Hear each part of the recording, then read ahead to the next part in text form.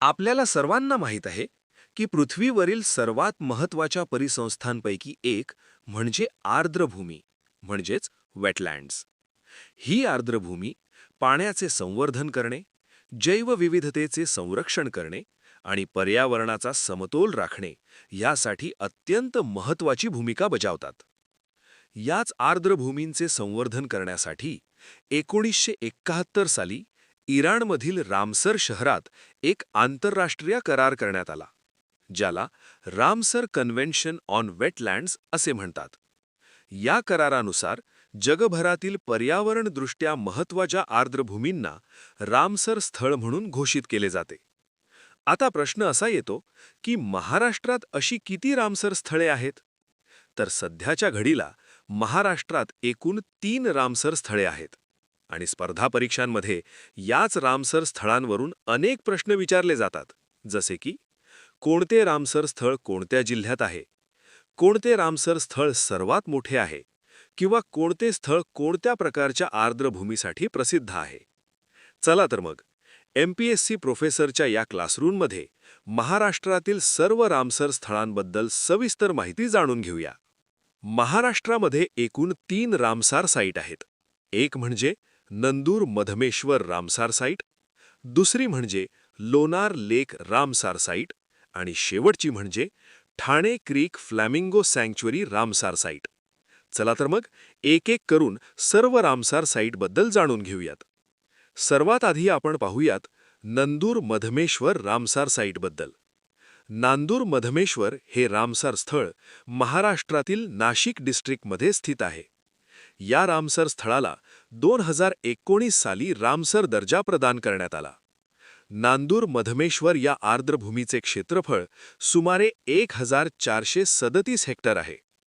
हे ठिकाण मुख्यतः गोदावरी नदी आणि कडवा नदी या 2 नद्यांच्या संगमावर तयार झालेले आहे. नांदूर मधमेश्वर हे पक्ष्यांसाठी अत्यंत महत्त्वाचे अधिवासस्थान आहे. येथे सुमारे 230 पेक्षा अधिक पक्षी प्रजाती आढळतात. त्यापैकी सुमारे 80 प्रजाती स्थलांतरित पक्ष्यांच्या आहेत. यामुळेच नांदूर मधमेश्वरला महाराष्ट्राचे भरतपूर असे देखील म्हटले जाते.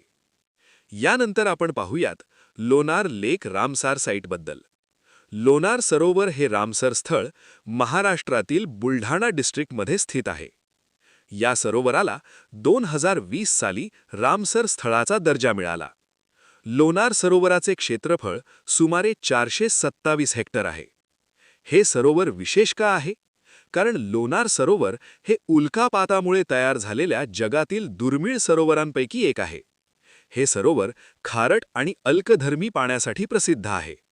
येथे आढळणारे सूक्ष्मजीव वैज्ञानिक संशोधनासाठी अत्यंत महत्त्वाचे मानले जातात. 2020 साली या सरोवराचे पाणी काही काळासाठी गुलाबी रंगाचे झाले होते, ज्यामुळे लोणार सरोवर जागतिक स्तरावर चर्चेत आले होते. यानंतर आपण पाहूयात Thane creek flamingo sanctuary Ramsar साईटबद्दल. ठाणे खाडी हे रामसर स्थळ ठाणे, मुंबई आणि नवी मुंबई या परिसरांमध्ये पसरलेले आहे. या ठिकाणाला 2022 साली रामसर स्थळाचा दर्जा मिळाला. ठाणे खाडीचे क्षेत्रफळ सुमारे 6521 हेक्टर आहे. हे रामसर स्थळ विशेषतः फ्लॅमिंगो पक्ष्यांसाठी प्रसिद्ध आहे. दरवर्षी हजारो फ्लॅमिंगो या खाडीत येतात आणि त्यामुळे हा परिसर पक्षी निरीक्षणासाठी अत्यंत प्रसिद्ध झाला आहे. त्याचबरोबर येथील मँग्रोव्ह जंगल समुद्रकिनाऱ्याचे संरक्षण करण्यासाठी आणि पूर नियंत्रणासाठी महत्त्वाची भूमिका बजावतात. विशेष म्हणजे मुंबईसारख्या महानगराच्या परिसरात असलेले हे भारतातील अत्यंत महत्त्वाचे रामसर स्थळ मानले जाते. तर अशा प्रकारे आत्तापर्यंत आपण महाराष्ट्रातील सर्व रामसर स्थळांबद्दल सविस्तर माहिती पाहिली आहे. आता एक महत्त्वाची माहिती. या MPSC प्रोफेसरच्या क्लासरूममधील सर्व नोट्स आणि PDFs तुम्हाला टेलिग्राम चॅनलवर मिळणार आहेत. म्हणून अजून जॉईन नसेल केलं तर आत्ताच जॉईन करा. लिंक डिस्क्रिप्शन बॉक्समध्ये दिलेली आहे.